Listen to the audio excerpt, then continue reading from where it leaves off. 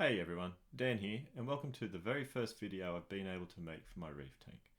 This video is going to be a look at the before and after shots of the cabinet that I've just finished building for the system. I figured that I'll just start off by giving you an overview rather than a deep dive into the entire build. So, let's get into it.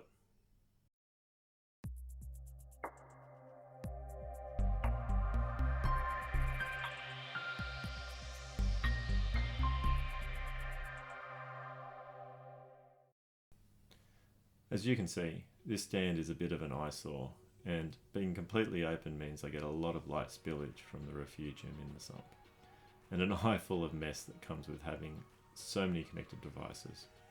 Even with that temporary control board in place, it's truly unsightly, and to be honest, a real embarrassment having all this cabling and all these power packs sprawled all over the place.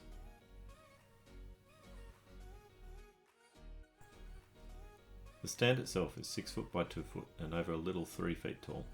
It too was a DIY build, and I always had plans to enclose it so I could make the system really look like a part of the furniture. So the first task I undertook in this challenge was to replace the temporary control board with something a little more permanent and fit for purpose. Unfortunately, that meant taking down the temporary board, leaving me with an even bigger mess of cabling while I built the new one. Man, I don't miss this side. Here's a look at the control board ready for installation. I built this to provide 21 power outlets, each with their own switch and supplied from a single 20 amp inlet. I did think about splitting the outlets across 2 inlets for redundancy, but the aquarium's going to be running on a dedicated circuit from the main switchboard for the house. Other considerations that went into this was that I really wanted to minimise the depth of the unit while still providing enough space for all those outlets and to have room for mounting what I think are the critical device controllers for observation.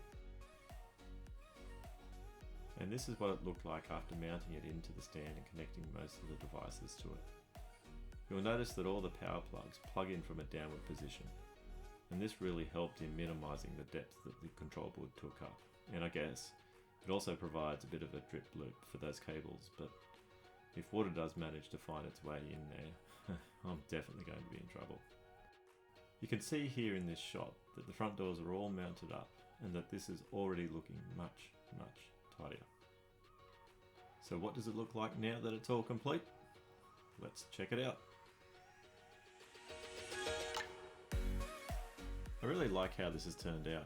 It's a nice clean finish, with the colour being the same as the splashbacks in my kitchen, which is right opposite the tank and my main viewing area. So one neat thing is that all the panels are in fact removable, and the main panels have handles routed into the top of them, and that makes them super easy to open. Here I have made a viewing pane for this panel, and this gives me easy access to all those switches and the ability to quickly check on the controllers. You can also see I've routed a groove in the panel, and this is in case there is a future need to put some sort of acrylic shield over the controls. This would help protect all those buttons and flashing lights from any kids that may want to play with them. Now let's see how it opens up. Since I have a steel stand, I was able to use magnets and magnetic strips to hold the panels closed. The doors are hinged by 175-degree quick release hinges, which provides me with excellent access when doing maintenance.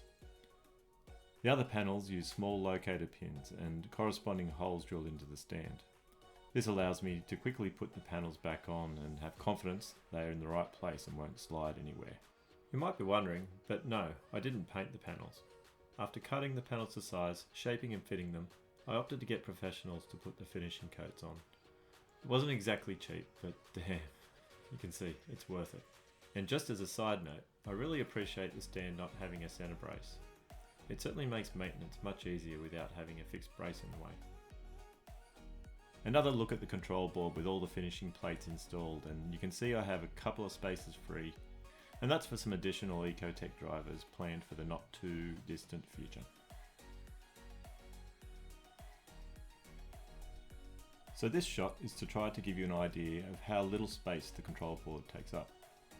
I'm really happy with how that's turned out, and back there, where those 2 green lights are, that is where I now have all the power bricks mounted to a board with Velcro straps. This has helped tidy everything up immensely. And while we're here, let's take another quick peek at the livestock.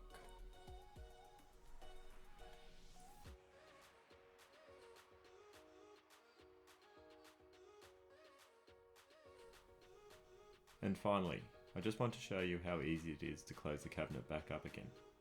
Like I said before, I couldn't be happier with how all of this has turned out, and it's so surprising how much it has changed the look and feel of the room.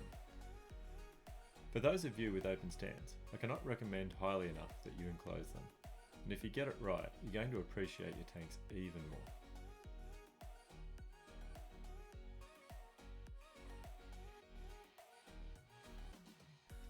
If you've made it this far, thanks for watching, I really appreciate it.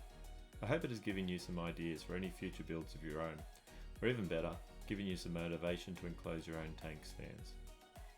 I'd be happy to answer any questions you may have, but for now, I'll say take care and goodbye.